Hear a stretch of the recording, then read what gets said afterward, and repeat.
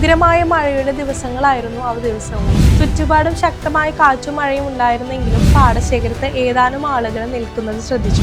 ആരെങ്കിലും ആ പാടത്ത് വന്നതിന്റെ അടയാളം പോലും കാണാനില്ലായിരുന്നു.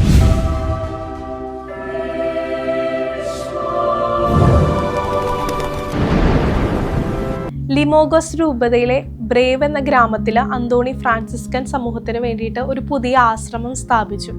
ദൈവവചനത്തിൽ ആഴമായ ഉൾക്കാഴ്ചകൾ ലഭിക്കുവാനും കൂടുതൽ പ്രാർത്ഥിക്കുവാനും അദ്ദേഹം ആശ്രമത്തിനടുത്തുള്ള കുന്നിൻ ചെരുവിലുള്ള ഗുഹയിൽ കുറേ നാള് ഏകാന്തവാസം നയിക്കുകയും വിശുദ്ധൻ തന്നെ പാറയിൽ ഉണ്ടാക്കിയ കുഴിയിൽ നിന്നും വെള്ളം മാത്രം കുടിച്ച് കഠിനമായ തപസ് അനുഷ്ഠിക്കുകയും ചെയ്തിരുന്നു.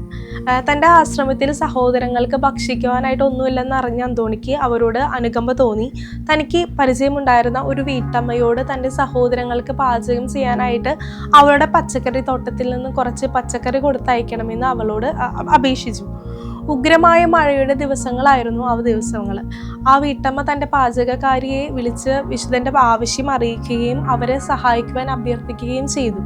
എന്നാൽ ശക്തമായ കാറ്റിലും പേമാരിയിലും പുറത്തേക്ക് പോയി പച്ചക്കറി ശേഖരിക്കാൻ പറയുന്നത് വിഡ്ഢിത്താണെന്ന് അവൾക്ക് തോന്നിയതെങ്കിലും വിശുദ്ധൻ്റെ അഭ്യർത്ഥന മാനിച്ച് അവൾ തോട്ടത്തിലേക്ക് പോയി പച്ചക്കറി ശേഖരിക്കുകയും ദൂരെയുള്ള ഫ്രാൻസിസ്കൻ ആശ്രമത്തിൽ കൊണ്ടുചെന്ന് ഏൽപ്പിക്കുകയും ചെയ്തു.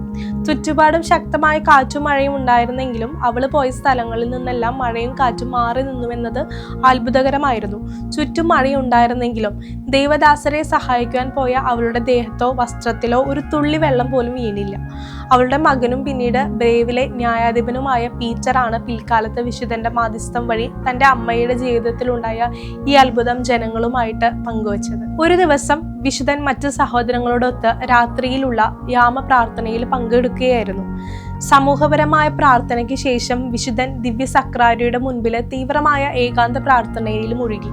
അന്തോണീസിന് പ്രേക്ഷിത പ്രവർത്തനത്തിലുള്ള കൃപ അധികവും ലഭിക്കുന്നത് ഇത്തരത്തിലുള്ള തീവ്രമായ പ്രാർത്ഥനകളിലാണ്. സമൂഹ പ്രാർത്ഥനയ്ക്ക് ശേഷം സഹോദരന്മാർ ഓരോരുത്തരായിട്ട് ദേവാലയം വിട്ടിറങ്ങിയ സഹോദരന്മാർ ആ ആശ്രമത്തിന്റെ അടുത്ത് കൃഷി സ്ഥലമുള്ളവരും തങ്ങളുടെ സഹായിയുമായ സുഹൃത്തിന്റെ പാടശേഖരത്ത് ഏതാനും ആളുകൾ നിൽക്കുന്നത് ശ്രദ്ധിച്ചു. അവർ ശബ്ദമുണ്ടാക്കാതെ ആ കൃഷിയിടത്തിലെ ഗോതമ്പ് ചെടികൾ വലിച്ചു പറിക്കുന്നത് കണ്ട് സന്യാസികൾക്ക് വിഷമം തോന്നി.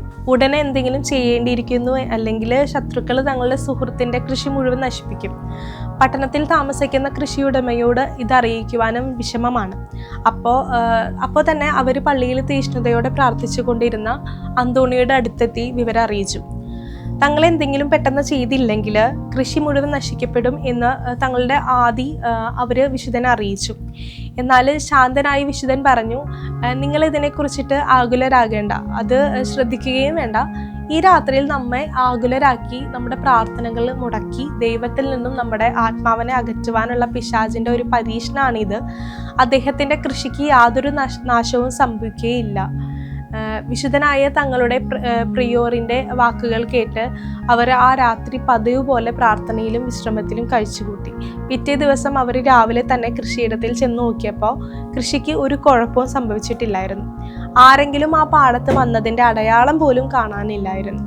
തങ്ങളുടെ പ്രാർത്ഥനകളിൽ ശല്യപ്പെടുത്തുവാൻ പിശാചിന്റെ തന്ത്രമായിരുന്നു അതെന്ന് മനസ്സിലാക്കിയ സന്യാസികള് വിശുദ്ധ അന്തോണിക്ക് ഈ സത്യം ആ നിമിഷം തന്നെ വെളിപ്പെടുത്തി കൊടുത്ത് ദൈവത്തിന് നന്ദി പറഞ്ഞു.